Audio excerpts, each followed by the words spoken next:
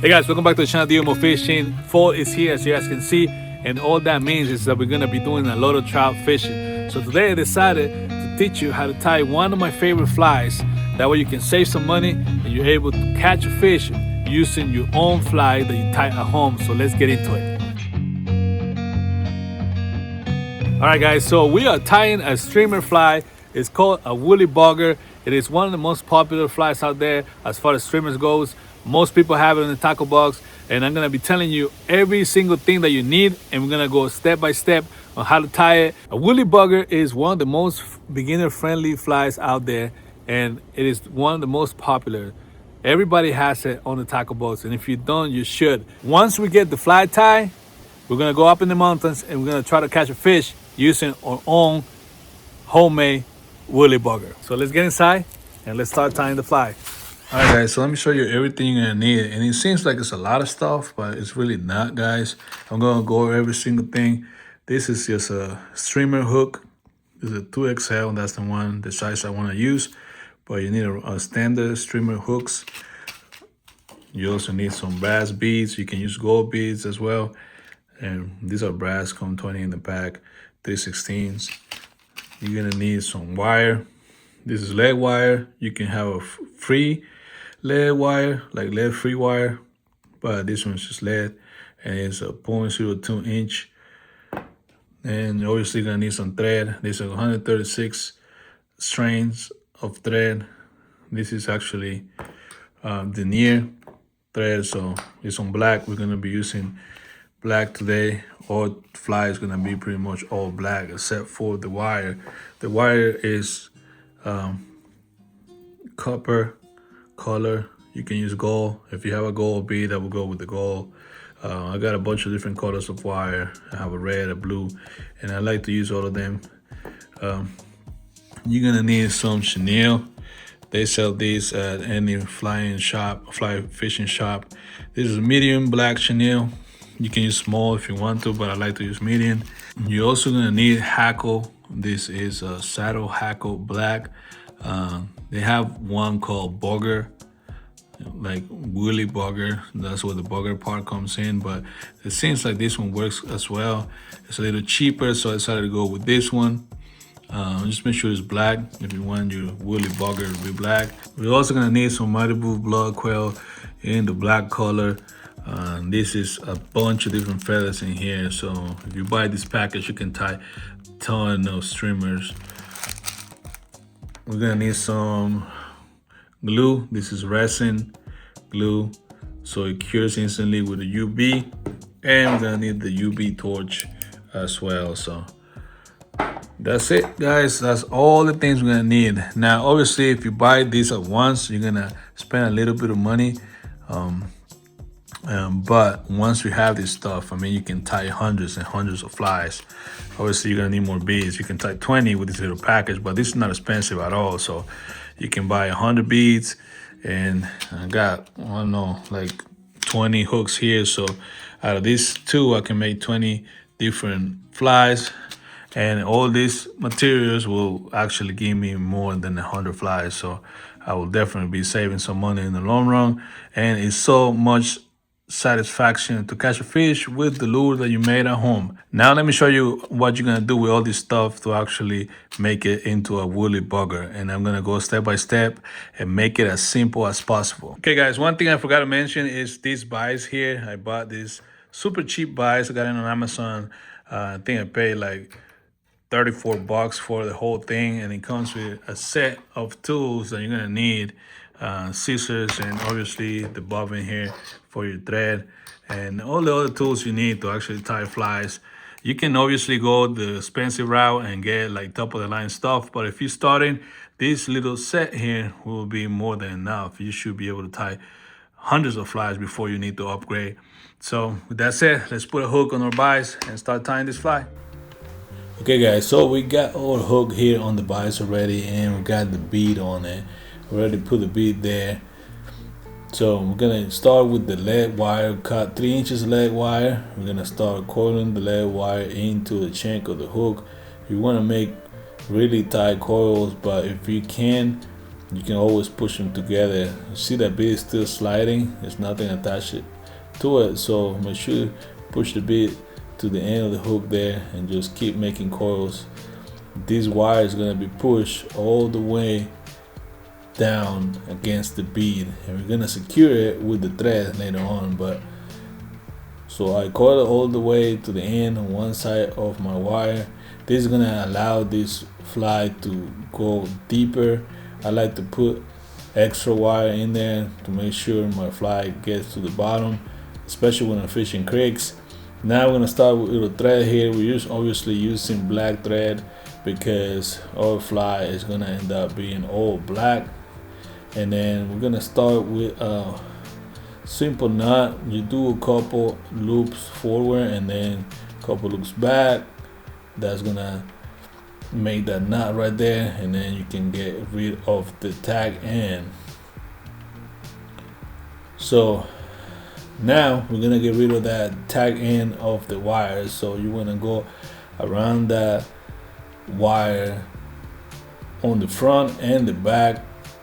That's gonna secure the wire against the bead, and it's gonna allow us to get rid of that tag end. So once we do that, what we have to do is helicopter the wire and it should break off. Alright, so now we're gonna secure the wire really good against the bead. So you're gonna do a couple loops forward and a couple loops back, and we're gonna put an even base on the whole shank of the hook. So I'm gonna go all the way down to where the bar of the hook is, and you just want to create a nice even base with your thread, and you want to go back all the way to the halfway point of the shank of the hook. Now we're going to prepare our feather here. This is the blood quail feather, and we're going to make sure it has a natural stop end on the tail. So we put it on top of the hook, and we're going to do a couple loose loops of thread, and that's going to allow us to make any adjustments as far as the length of the tail. So as you can see, I cut my feather a little short so it'll be easy to work with. Now we're gonna do some really tight loops around it to secure our tail. It's looking pretty good right now, so always make sure that feather stays on top of the hook to give it that nice tail look. Now we're gonna get rid of the rest of the feather, and we're gonna secure it by doing a bunch of loops on top of it. Now this doesn't have to look pretty at this point because the chenille is gonna come and cover all this area, but the main point of these loops is to make sure that it stays put and secure the feather to the shank of the hook, so it doesn't have to be perfect. Now we're gonna take 3 inches of the copper looking wire that I have. I have a bunch of different colors, but this one is the one I wanted to use. Sometimes I use a red wire, sometimes a blue wire, and then it just makes it a little bit of a different look. So secure the wire with some tight loops, and we're just gonna leave it there. We're gonna bring our thread all the way to the end, to the bead right there. Now we're gonna cut 3 to 4 inches of chenille. This is medium size chenille, obviously on the black color, and we're gonna put it right on top of our hook there, and we're gonna secure it. So if you end up having a little tag end sticking out, you guys can see I have a little tag end there. That's okay, we can get rid of it later. So we're gonna secure the chenille by looping all the way down and all the way back up. That's gonna keep that in place. Alright, now we're gonna get rid of that tag end that I was telling you about earlier. Just gonna cut it off. So having some good pair of scissors is really important here. So now we're gonna use our hands and coil the chenille around the shank of the hook. Try to do as even as you can.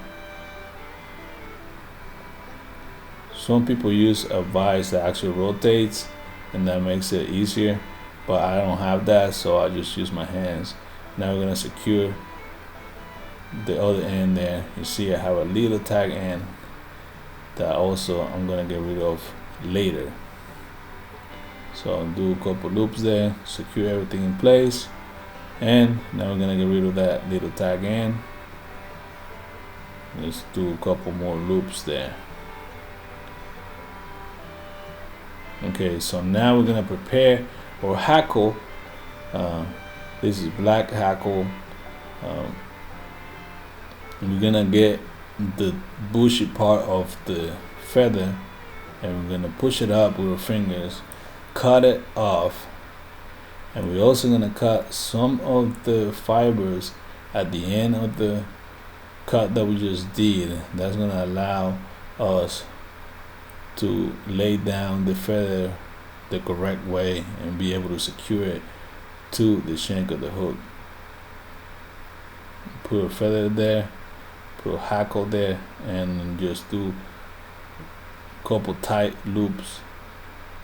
Now you guys can see I have a little tag end of the hackle sticking out. That's not how it's supposed to go. You're supposed to actually, if you prepare your feather the right way, you won't have that, but we can always get rid of it with our scissors, and that's what I'm trying to do right here. Like I said, guys, I'm not a professional, but I try to do my best with these flies. So now we're gonna coil around the hackle, and that's gonna give it that really cool look, the effect the woolly bugger has. Now this is the tricky part, guys. So I'm still holding the end of the hackle here, and then I'm gonna bring the wire that we attached earlier, and I'm gonna coil the wire around the hackle the opposite way. And then when I'm doing that, I'm moving the fibers around, try to get in between the fibers so I don't squish them down. So once you do a couple loops, you can actually let go of the tag end of the hackle that you are holding on your other hand, and just keep looping your wire all the way to the top.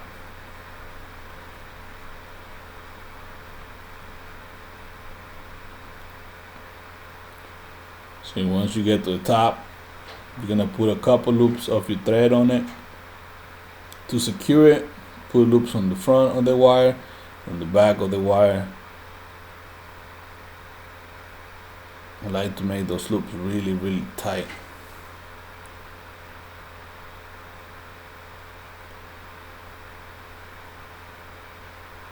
So now all we have to do is helicopter the wire and it should break off. See, I'm getting rid of that tag end of the hackle, and I'm gonna end up doing a couple whip knots at the end of my fly, and pretty much the fly is actually done, guys. Now once I cut my thread off, I like to put a little bit of glue. This is the resin that cures with the UV light, and put a couple drops there so it doesn't come undone and it lasts longer. And now I'm gonna bring the UV torch and cure the glue. Alright guys, so finish our fly here. It looks good. Obviously I'm not a professional, but it looks pretty good to me. So we're gonna take this woolly bugger, take it up to the mountains and catch a fish. Let's go.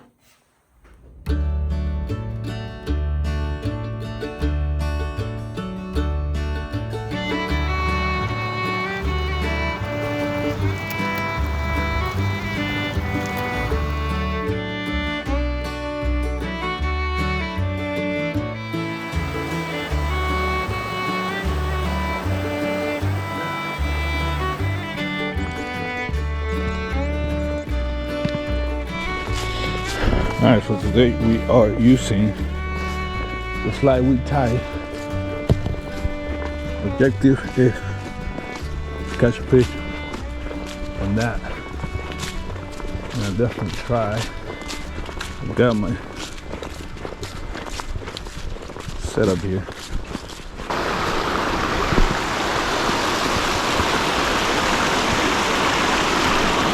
Got to move carefully though.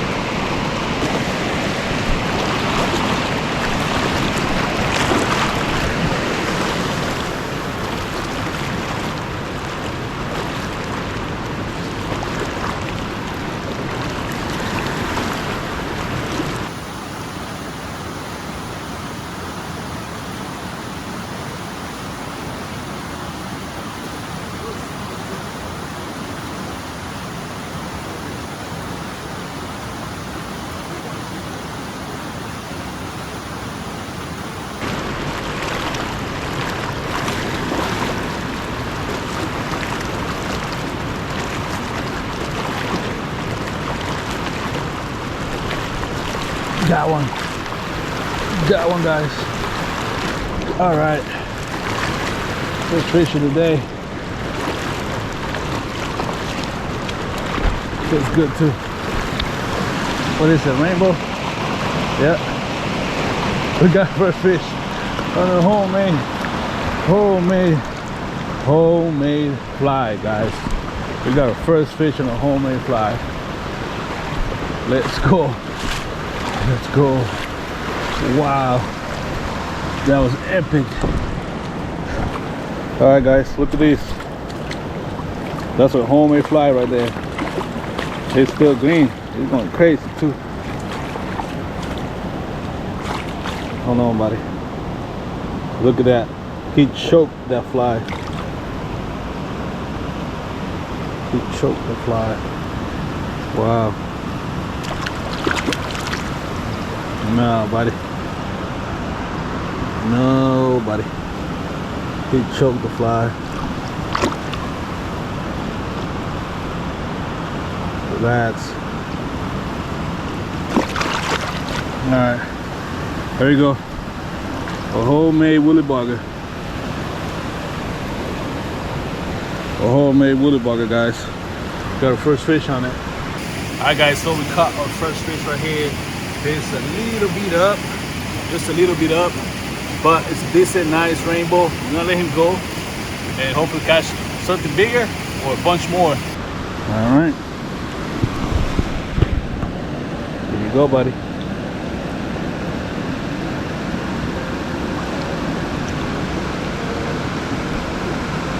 There he goes.